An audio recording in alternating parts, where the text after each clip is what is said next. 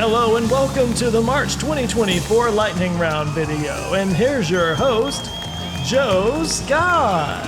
Hello, how are you everybody? Welcome to this week's Lightning Round video. I'm Joe Scott, and today I've got questions from Patreon supporters and channel members at the solar system level. I'm going to do my best to answer them, and if I get them wrong, I'm going to get shocked with an electric current. Wait, what? Because of lightning? Because get shocked by lightning? I didn't approve of this change in the... Can we change the rules on...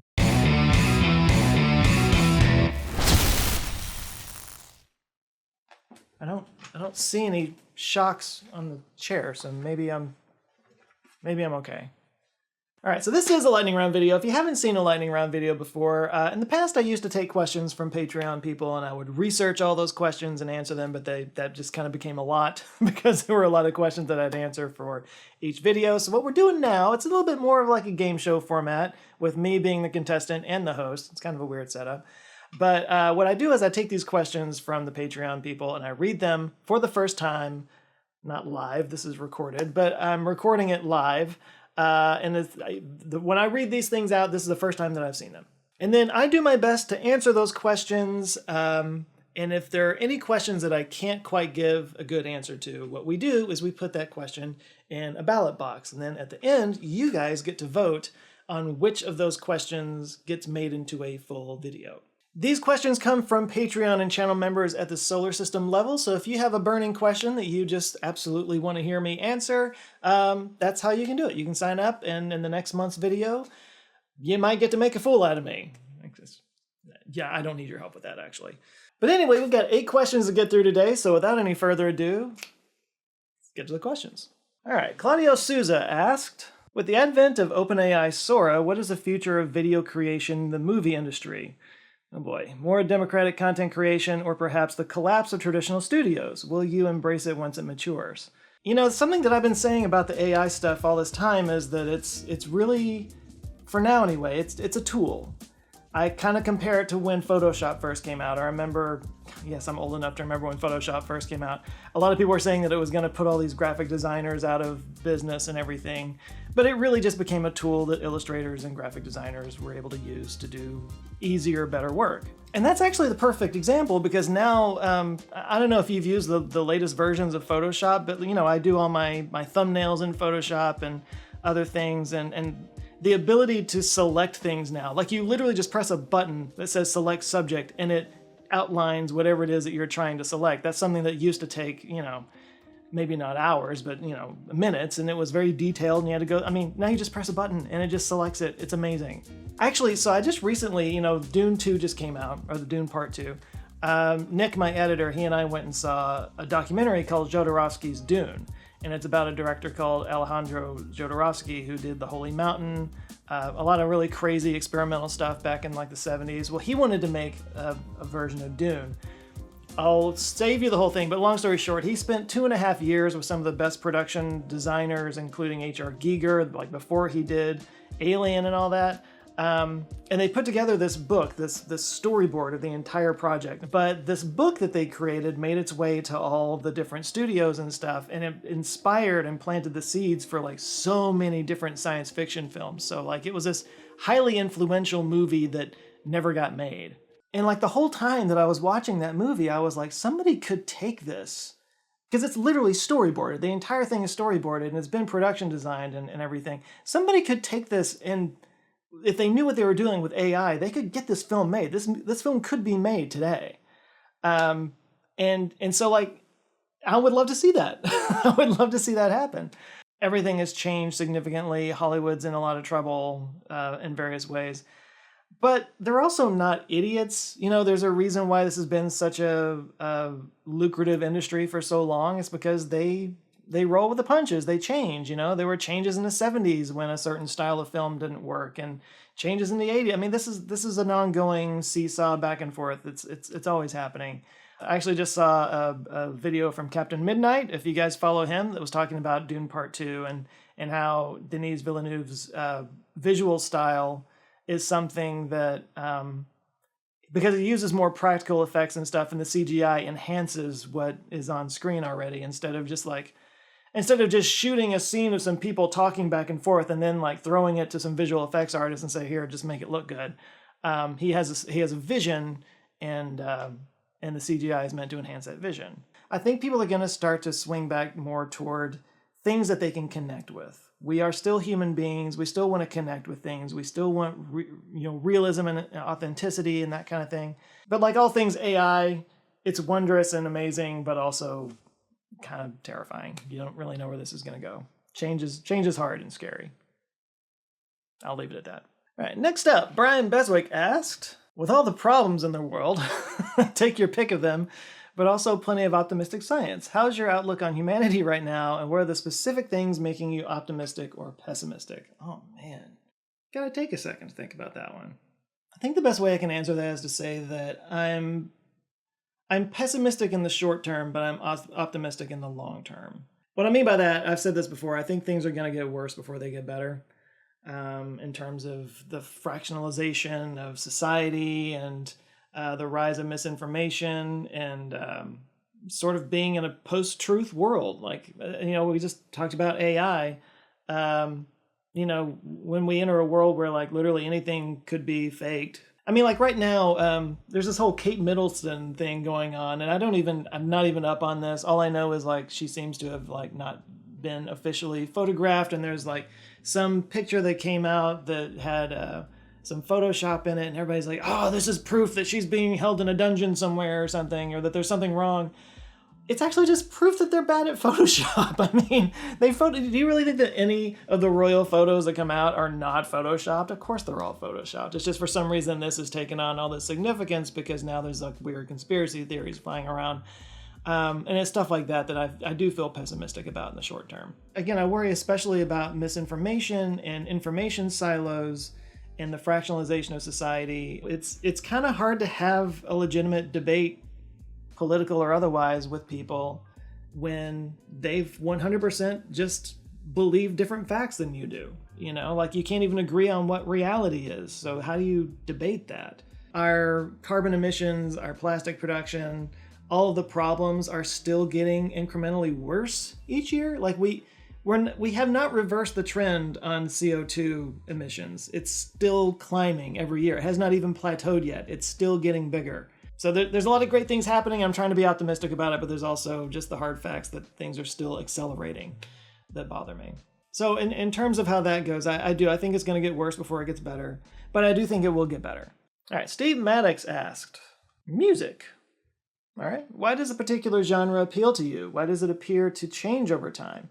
What is the mechanism for a song making a person cry out of nowhere? For me, I like prog rock with a theme of spiritualism. Glass Hammer, for example, Lex Rex album, and I'm very much in the minority on that. Okay.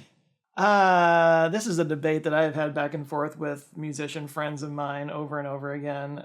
There's some progressive rock that I like, but it does reach a point where it's like it's technically amazing, but unlistenable. Like a buddy of mine will put on some, I don't know, Dream Theater, Porcupine Tree. Those are bands that come to mind. And he's just blown away by like the technicality and the fact that they're all playing different time signatures and stuff. And I'm just sitting there and it's just noise to me. Like I'm feeling nothing but wanting to move on to the next song. Like when I was growing up, my grandparents, they all still listened to like the Andrews Sisters and music from the 40s and stuff like that. And the idea being that whatever music was popular when you were a teenager or early 20s, college age kind of thing, whatever was popular then is your favorite music for the rest of your life. So when I was, in college in the 90s, it was all grunge and that kind of thing. So I do still have a bit of a soft spot for that. But I also lately, and I don't know why, I've gotten a lot more into 70s music. Like the music that was around like when I was born. I was like way too young to even know what it was back then. But I've gotten more into 70s music. And my wife and I, we put on yacht rock stations when we're just chilling out on a weekend or something like that. It's just a relaxing thing. So I'm wondering as I get older, like maybe in the next 10 years, am I going to be listening to 60s music? And 10 years after that, 50s music? Maybe we all wind up listening to the Andrews Sisters by the time we're elderly. Maybe that's just how it works. But I've done a couple of videos about music and how it kind of hacks your brain for like learning, and it just kind of like makes neuronal connections in a way that nothing else really does. It's sort of like the the original brain hack that we came up with when we were still in caves. We started learning how to like produce sounds that for some reason it does something to us. And I find that interesting. I find music theory really interesting. So I played music when I was a kid. I played piano, played violin, I played trumpet in high school. I have a guitar sitting over here in the corner collecting dust, but I haven't really gotten good at it or anything. But I've always, like I took the music theory stuff when I was a kid and it bored me to tears. I just wanted to play stuff, you know? And then I got older and now I'm fascinated by, like you say, like why does a song make me feel this way? Why does a minor key song make me feel sad? Why does a major key song make me feel happy? Why does that 4-chord progression just get me psyched, you know? Like how does it work? Like, why does it work? This might be more of a question for Adam Neely or Rick Beato or something like that, but I don't know, maybe I could rope them in to answer this. I mean, I know I've already talked about this before here and there, but this might be a subject for, this might go in the ballot box. This might be worth exploring a little more, because I don't know that I have an answer, and maybe I need to talk to somebody to get a better answer. Yeah, let's put that in the ballot box. You guys tell me if you want to see more about that. All right, next up, Chris Kibbe writes, I think I'm pronouncing it right, Kibbe? Anyway, it's been a while since you talked about this, and I hope you're up for an update. Stem cells, cloning, and chromosomal genetic therapies all seem to have amazing futures in medicine. Assuming we can get past the moral and ethical barriers, which of these seem the most likely to be first breakthrough to wide use, and what timescale are we talking about? Okay, so I don't know if this fits in with stem cells, cloning, and chromosomal genetic therapies, but I just talked about, maybe the video that came out on Monday, actually, the idea of curing cancer with personalized mRNA vaccines made possible by, CRISPR-Cas9, that kind of thing. I am deeply excited about that, about the possibility of that. So, like, however you might feel about the COVID vaccine, the fact of the matter is a ton of money got thrown into mRNA research. Yeah, and I know it feels kind of gross to say, like, oh, yay, these companies made a whole bunch of money off of COVID, but if they take that money and reinvest it into more research and being able to take that same technology and literally cure cancer with it, I mean, I don't know, that would relieve a lot of my anxiety. I don't know about you guys. It's funny. I think back to when I first interviewed Andy Weir, and I was asking about the problem with radiation for Mars travel, because he had written The Martian and everything, and his solution was, well, we're just going to have to cure cancer, and I remember being like, oh yeah, little thing, just do that. So I guess we're never going to Mars then, but it might actually be possible that we could do that in some form or fashion. With that kind of technology, and that's incredibly exciting. All right, Fishtail asked, what are you doing to spread kindness? Aw. What am I doing to spread kindness? That is a great question. That's a question we should all be asking ourselves, isn't it? Now that this channel has gotten to a certain size, I do get recognized from time to time. It doesn't happen every time I go out. I would say maybe happens 15% at the most of the times that I go out, but it happens enough that I have to kind of expect when I go somewhere that somebody might know who I am, or maybe doesn't come up and talk to me but sees me and knows who I am from a distance or whatever. I'm sure that happens more often than I could know about. I want to stress, it's not like I'm putting something on. I'm not like a horrible person in reality. I think I'm generally a pretty friendly person, but it's now kind of part of my thing if I'm out in public to just be a little extra nice, a little extra kind. But I'll pass this question off to you guys. You guys respond in the comments. What are you doing to spread kindness in the world? What little, good deed might you have done today? Talk about it in the comments. Let's be wholesome today. Why not? All right, next question. Sai asked, based on the research you did for your plastics video, what is a reasonable cost per year to maximize plastic recycling? What is the maximum percentage of plastics that could be saved from landfills with this massive investment cost? Okay, you're getting into numbers and policy, and I don't know that I have a good answer for that. Okay, so for the purposes of this video, I'm not going to get into the numbers that you talk about, because I don't even know where I would find those, and that would take quite a bit of research, and that's just not what I could do for this video. But my immediate response. First of all, I will still hold that the major point of my video was that what we really need to focus on is producing less plastic in the first place, and not so much on the plastic recycling. That's still the first thing that we need to do. But from what I understand, I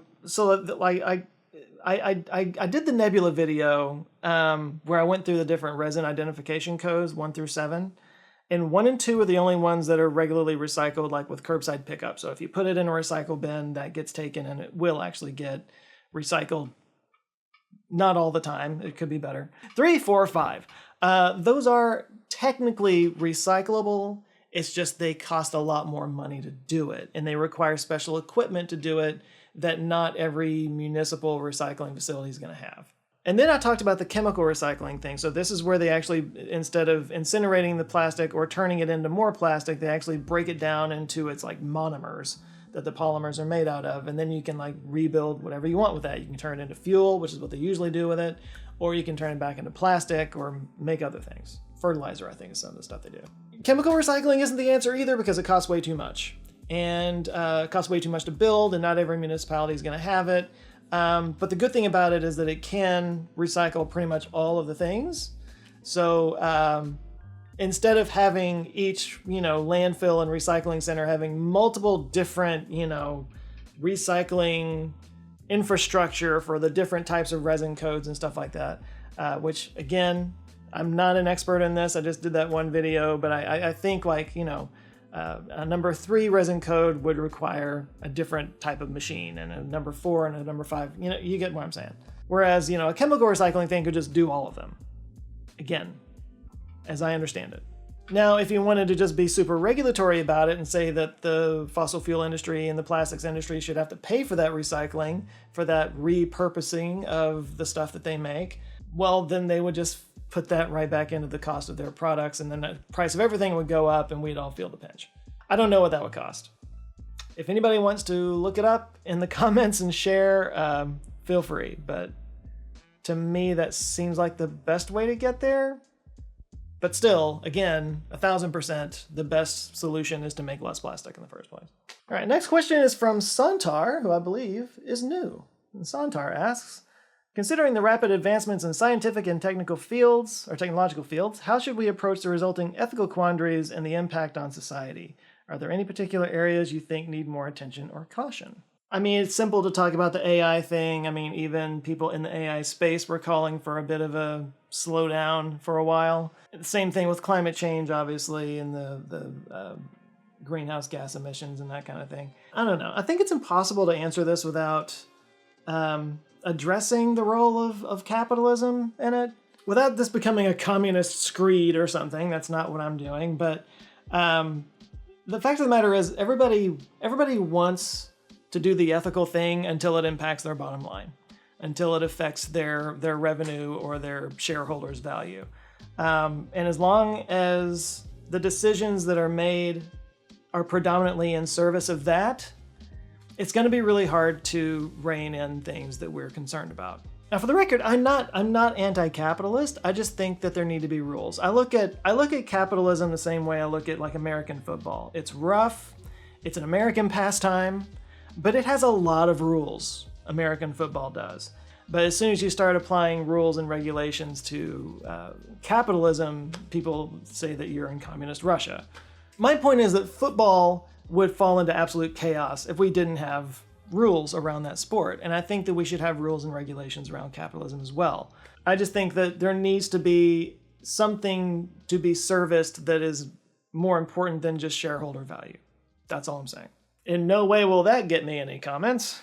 Now, there is one more question. Stick around for it, but real quick, I want to give a quick shout out to all the Patreons and members that have signed up in this last month at the $5 level and up, because that's part of your perks. You get called out in a video. So here's your call out. So on Patreon, we've got Cole Lockhart, Jason Brisboy, Harry Lee, Left Turn at Greenland, BCat77, Ashley Hope Nelson, Sabrina Pfister, AA Ron A, and Amy Chevrolet. And for the members who have signed up, we've got Will, Cassie Fortuna, Thomas Taylor, Odari Johannes, X, John Yorkland, Mr. All Electric Car Lunacy, Robert Sekema, Anthony Nigetich, I think I'm saying that right, William Herver, Jason Scott, Phil McCardle, Trappist1E, love it, That Funky Duck, Kaya Vale, and Robert Lima.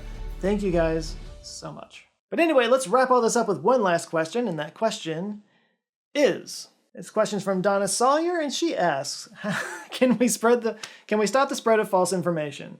Also, if animals could speak, wouldn't they rise against us? We love some of them, but eat others.